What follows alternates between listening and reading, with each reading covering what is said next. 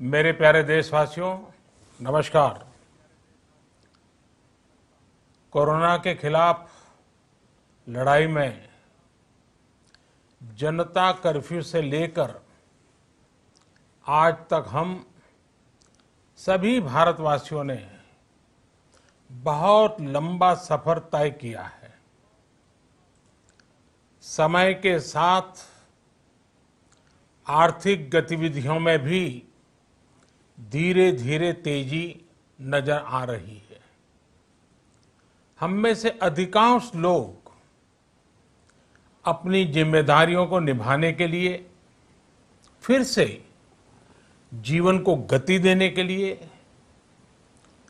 रोज घरों से बाहर निकल रहे हैं।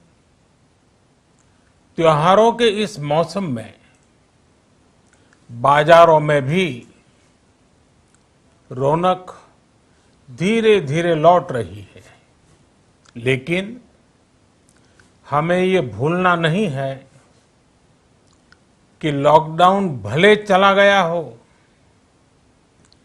वायरस नहीं गया है। बीते 7-8 महीनों में प्रत्येक भारतीय के प्रयास से भारत आज जिस संभली हुई स्थिति में है, हमें उसे बिगड़ने नहीं देना है और अधिक सुधार करना है। आज देश में रिकवरी रेट अच्छी है, फैटेलिटी रेट कम है। भारत में जहां प्रति 10 लाख जनसंख्या पर करीब 5,500 लोगों को कोरोना हुआ है, वहीं अमेरिका और ब्राजील जैसे देशों में ये आंकड़ा 25,000 के करीब है। भारत में प्रति 10 लाख लोगों में मृत्यु दर 83 है, जबकि अमेरिका, ब्राजील, स्पेन, ब्रिटेन जैसे अनेक देशों में ये आंकड़ा 600 के पार है।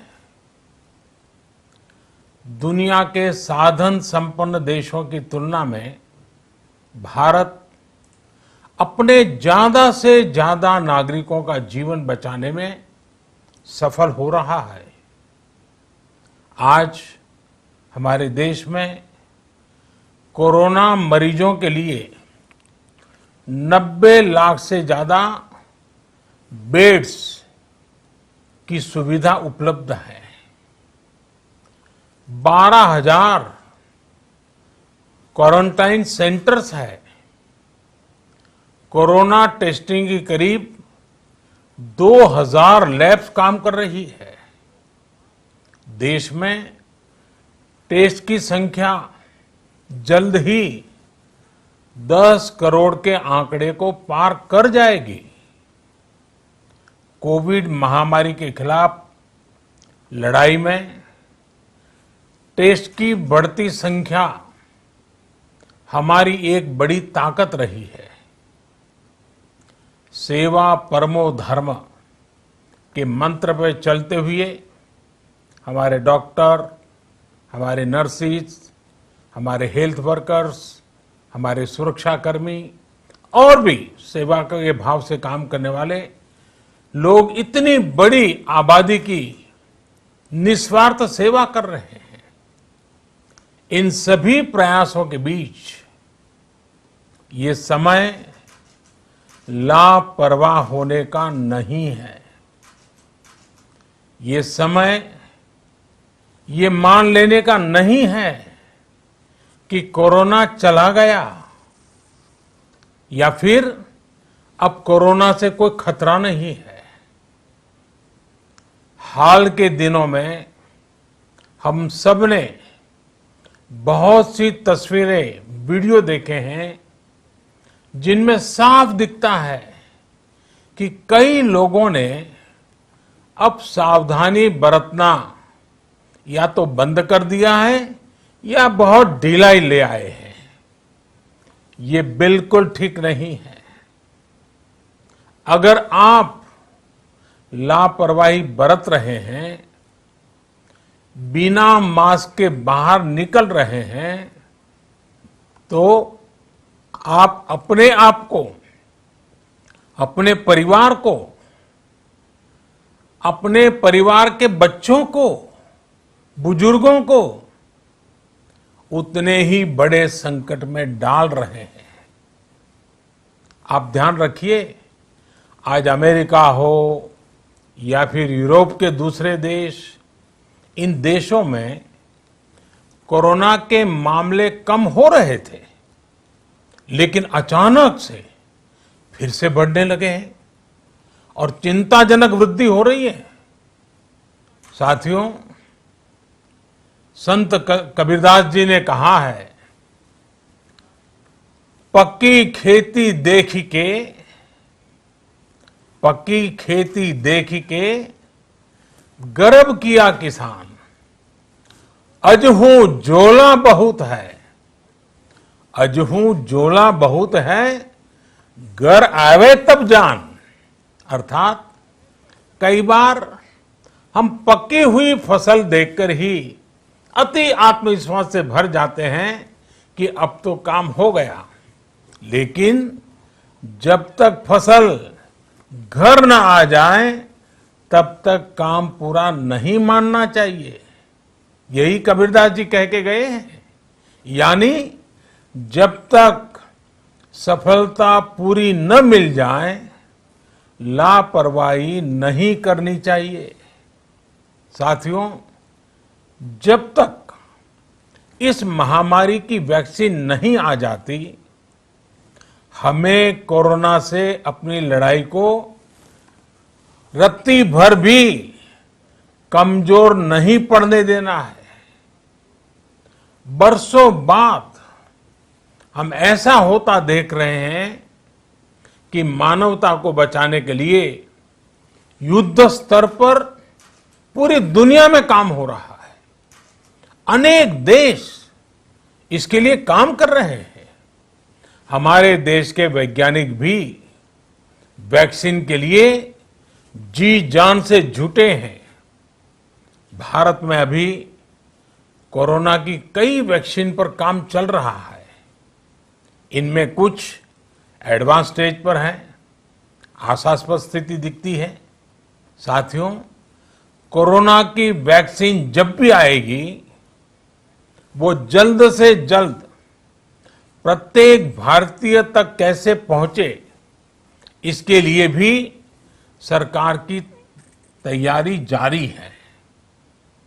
एक एक नागरिक तक वैक्सीन पहुंचे, इसके लिए तेजी से काम हो रहा है। साथियों, रामचरितमानस में बहुत ही शिक्षाप्रद बातें हैं, सीखने जैसी बातें हैं, लेकिन साथ साथ अनेक प्रकार की चेतावनियां भी हैं। जैसे रामचरितमानस में बहुत बड़ी बात कही गई है, रिपु रुज पावक पाप। रिपु रुज पावक पाप, प्रभु अहि गनीय न छोट करी। अर्थात आग, शत्रु, पाप यानी कि गलती और बीमारी, इन्हें कभी छोटा नहीं समझना चाहिए। जब तक इनका पूरा इलाज न हो जाए, इन्हें हल्के में नहीं लेना चाहिए। इसलिए याद रखिए, जब तक दवाई नहीं, तब तक ढिलाई नहीं। त्योहारों का समय हमारे जीवन में खुशियों का समय है, उल्लास का समय है। एक कठिन समय से निकलकर हम आगे बढ़ रहे हैं। थोड़ी सी लापरवाही हमारी गति को रोक सकती है, हमारी खुशियों को धूमिल कर सकती है। जीवन की जिम्मेदारियों को निभाना और सतर्कता, ये दोनों साथ साथ चलेंगे, तभी जीवन में खुशियां बनी रहेगी। 2 गज की दूरी, समय समय पर साबुन से हाथ धुलना और मास्क लगाना, इसका ध्यान रखिए। और मैं आप सबसे करबद्ध प्रार्थना करता हूं, आपको मैं सुरक्षित देखना चाहता हूं, आपके परिवार को सुखी देना चाहता हूं। ये त्योहार आपके जीवन में उत्साह और उमंग भरे ऐसा वातावरण चाहता हूं। और इसलिए मैं बार बार हर देशवासी से आग्रह करता हूं। मैं आज अपने मीडिया के साथियों से भी, सोशल मीडिया में जो सक्रिय हैं उन लोगों से भी बड़े आग्रह से कहना चाहता हूं कि आप जागरूकता लाने के लिए, इन नियमों का पालन करने के लिए जितना जन जागरण अभियान करेंगे, ये आपकी तरफ से देश की बहुत बड़ी सेवा होगी। आप जरूर हमें साथ दीजिए, देश के कोटि कोटि जनों को साथ दीजिए। मेरे प्यारे देशवासियों, स्वस्थ रहिए, तेज गति से आगे बढ़िए और हम सब मिलकर के देश को भी आगे बढ़ाएं। इन्हीं शुभकामनाओं के साथ नवरात्र, दशहरा, ईद, दीपावली, छठ पूजा, गुरु नानक जयंती समेत सभी त्योहारों की सभी देशवासियों को एक बार फिर से बहुत बहुत बधाई देता हूं। धन्यवाद।